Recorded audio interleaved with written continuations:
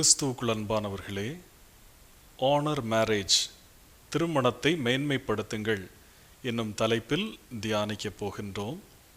நம்முடைய தியானத்தின் ஆதாரமான திருமறை பகுதிகள் மல்கியா தீர்க்கதரிசியின் புஸ்தகம் 2ஆம் அதிகாரம் 13ஆம் வசனத்திலிருந்து 16ஆம் வசனம் வரை, 1 கொரிந்தியர் 13ஆம் அதிகாரம், மார்க்கு 10ஆம் அதிகாரம் 2ஆம் வசனத்திலிருந்து 13ஆம் வசனம் வரை.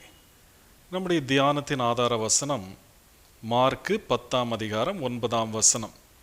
ஆகையால் தேவன் இணைத்ததை மனுஷன் பிரிக்காதிருக்க கடவன் என்றார். ஆகையால் தேவன் இணைத்ததை மனுஷன் பிரிக்காதிருக்க கடவன் என்றார். மனித குலத்தின் மேன்மைக்காக, நன்மைக்காக ஆண்டவர் செய்த ஒரு சிறந்த ஏற்பாட்டை குறித்து தான் நாம் தியானிக்க போகின்றோம். அந்த ஏற்பாடு என்ன? திருமணம். இது மட்டும் இல்லை என்றால் மனித குலம் என்றைக்கோ அடையாளம் தெரியாதபடி அழிந்து போயிருக்கும். நாம் அழிந்து போன சில பெரிய வகை மிருகங்களை குறித்து அதிகமாக பேசுகிறோம். டைனோசர் என்கிற மிகப்பெரிய விலங்கினம் மனிதரை விட எவ்வளவோ மடங்கு பெரியது. திருமறையின் அடிப்படையிலே இதற்கு வலு சர்ப்பம் என்கிற பெயரை சிலர் குறிப்பிடுகிறார்கள். அது இல்லாமல் அழிந்து போனது. மனித குலம் இன்றும் நிலைத்து நிற்கிறதென்றால் அதற்கு காரணம் என்ன? திருமணம். ஆண்டவர் படைத்த அனைத்து உயிரினங்களை விட அதிகமாக உலகமெங்கும் பரவி இருப்பவர்கள் மனிதர்கள்தான். அதற்கு காரணம் என்ன? திருமணம். சில ஆய்வுகளிலே அதிகமாக உள்ள உயிரினம் கரையான் என்று சொல்லுகிறார்கள். சில ஆய்வுகளிலே பிராய்லர் கோழி என்று சொல்லுகிறார்கள். ஆனாலும் வானத்து நட்சத்திரங்கள், கடற்கரை மணல் என ஆண்டவரால் அடையாளப்படுத்தப்பட்ட மனித இனம் அதிகமாக இருக்கிறது. மனித பெருக்கத்திற்கு காரணம் திருமணத்தை ஆசீர்வதித்த ஆண்டவரின் ஆசீர்வாதம்தான். அதில் எந்த சந்தேகமும் கிடையாது. இதுவரை உலகத்திலே நடந்த திருமணங்களிலே, அதிக செலவு செய்து நடந்த திருமணங்களிலே ஒன்று இந்தியரான லக்ஷ்மி மிட்டலின் மகள் வனிஷா மிட்டலின் திருமணம். திருமண அழைப்புதழை ஒரு வெள்ளி பெட்டியிலே வைத்து கொடுத்தார்கள். 6 நாட்கள் அந்த திருமணம் நடந்தது. உலகின் பல பகுதிகளில் இருந்து முக்கிய பிரமுகர்கள் வந்து போவதற்காக 20 போயிங் ரக விமானங்களை வாடகைக்கு எடுத்திருந்தார்கள். இஸ்ரவேலரின் பண்டைய கால திருமணம் 7 நாட்கள், அதாவது ஒரு வாரம் நடந்ததாக நியாயாதிபதிகளின் புஸ்தகம் 14ஆம் அதிகாரம் 12ஆம் 17ஆம் வசனங்களிலே நாம் படிக்கிறோம். சாதாரண குடும்பம் முதல் வசதியான குடும்பம் வரை அனைவரும் தங்கள் வாழ்நாளிலே திருமணத்தை மட்டும் மேன்மைப்படுத்தி மிக சிறப்பாக நடத்துவார்கள். 35 ஆண்டுகளுக்கு முன் நடந்த திருமணம் ஒரு பெரிய விழாவாக நடக்கும். ஒரு கல்யாணத்துக்கு அழைப்பு வந்தால் 10 நாட்களுக்கு முன்பாகவே குடும்பத்தோடு போய்விடுவார்கள். தங்கள் வீட்டை மறந்து கல்யாண வீட்டு வேலைகளை இழுத்து போட்டு செய்வார்கள். அடிக்கடி காண முடியாத உறவுகளுடன் விடிய விடிய கதை பேசுவார்கள். சாப்பாடு பந்தியிலே வெளியாட்கள் பரிமாறுவதை பார்க்க முடியாது. உறவுகளே பரிமாறினார்கள். அங்கே நிச்சயம் ஒரு சண்டை இருக்கும், கோபித்து கொண்டு அடம்பிடிக்கும் நிகழ்வும் இருக்கும். பெண் திருமணம் முடிந்து மாப்பிள்ளை வீட்டுக்கு போய்விட்டாலும் ஊர் திரும்ப மனசு வராது. திருமணம் என்கிற விசேஷத்துக்கு போய்விட்டு வந்த நினைவு சுவடுகள் மறைய மாதங்களாகும், வருடங்கள் கூட ஆகும். இப்பொழுது திருமணம் என்கிற கொண்டாட்டத்திலே வெளியாட்கள் அதிகமாக ஈடுபடுகிறார்கள்.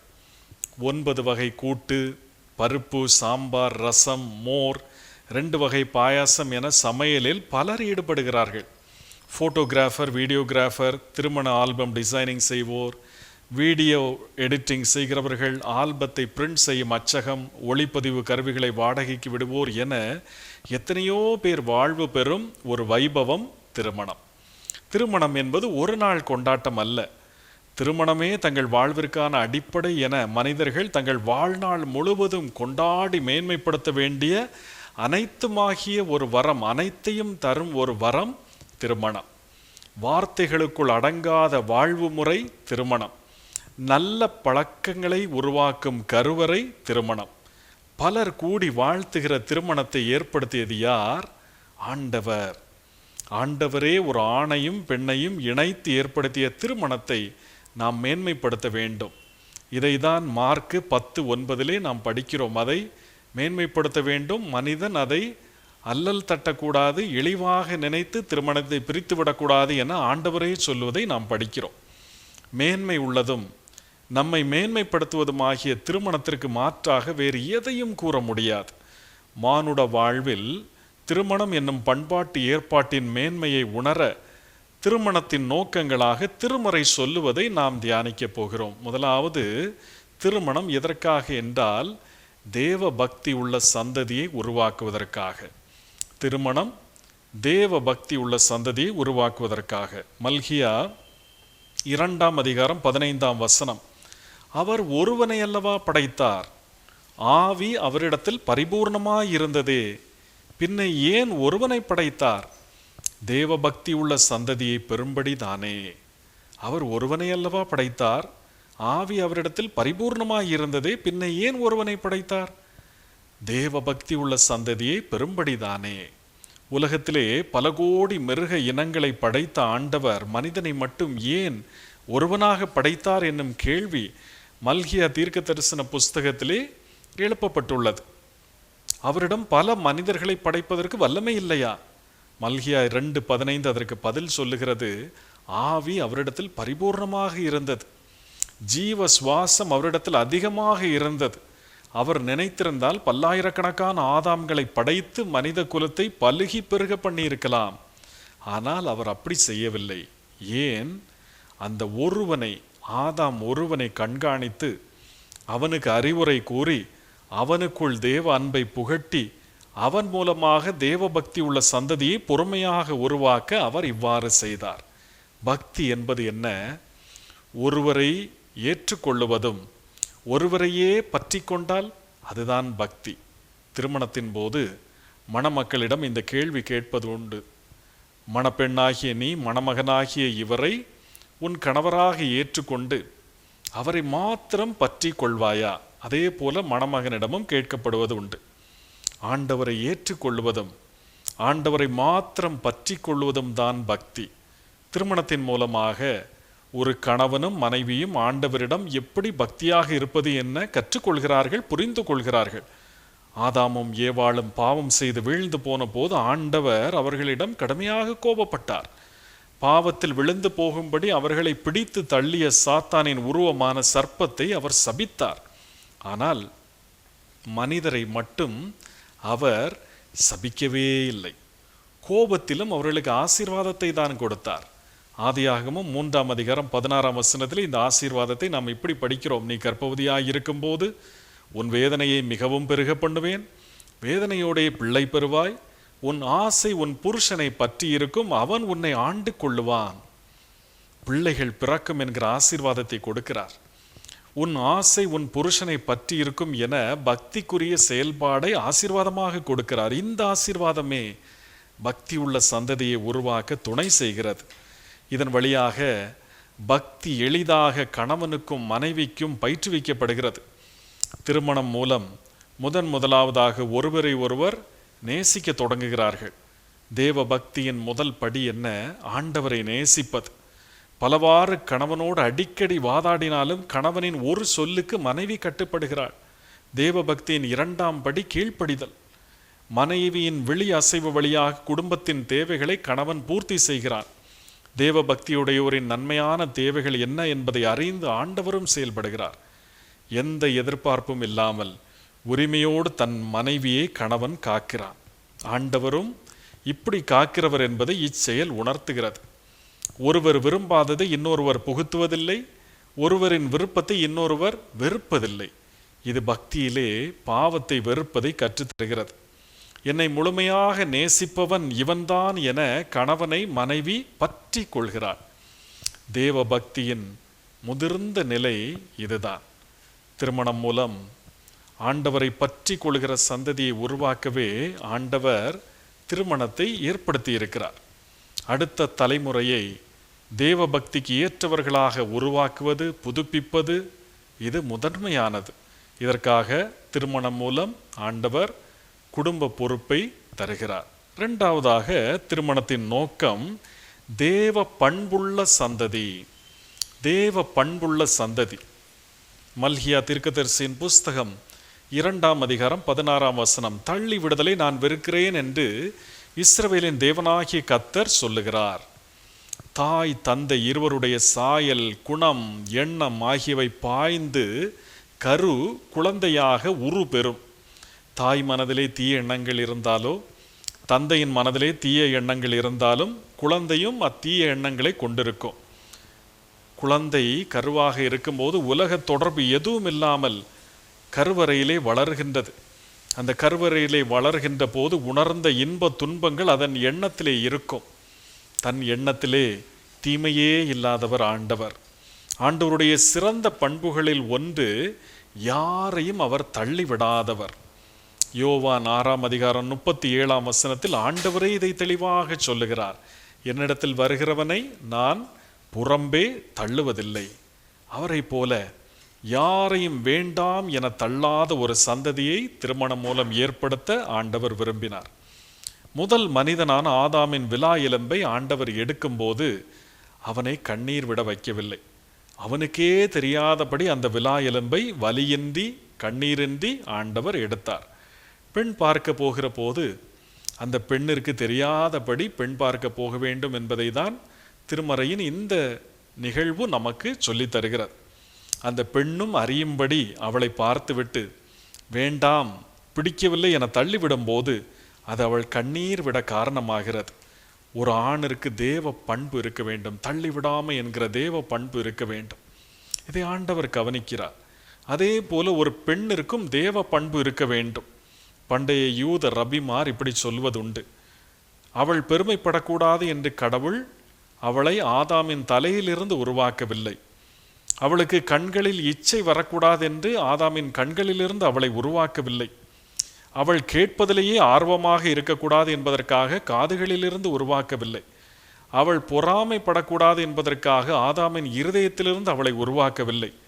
அவள் பேராசைப்படக்கூடாது என்பதற்காக ஆதாமின் கைகளிலிருந்து அவளை உருவாக்கவில்லை. அவள் வேலை செய்து கொண்டே இருக்கக்கூடாது என்பதற்காக ஆதாமின் கால்களிலிருந்து அவளை உருவாக்கவில்லை. ஆனால் விலா எலும்பிலிருந்து உருவாக்கினார். ஏனென்றால் அது எப்பொழுதும் மூடப்பட்டு இருந்தது. பெண்ணின் பண்பாக இங்கு சுட்டி காட்டப்படுவது பரிசுத்தமான தன்னடக்கம். இதுவும் ஆண்டவரின் பண்புதான். பெண்ணை யூத ரபிமார் ஆண்டவரின் கைவேலையால் உருவான நகை என்று குறிப்பிடுகிறார்கள். ஒரு பெண் ஆண்டவரால் உருவாக்கப்பட்ட நகை என்கிற பண்பை பெற வேண்டும்.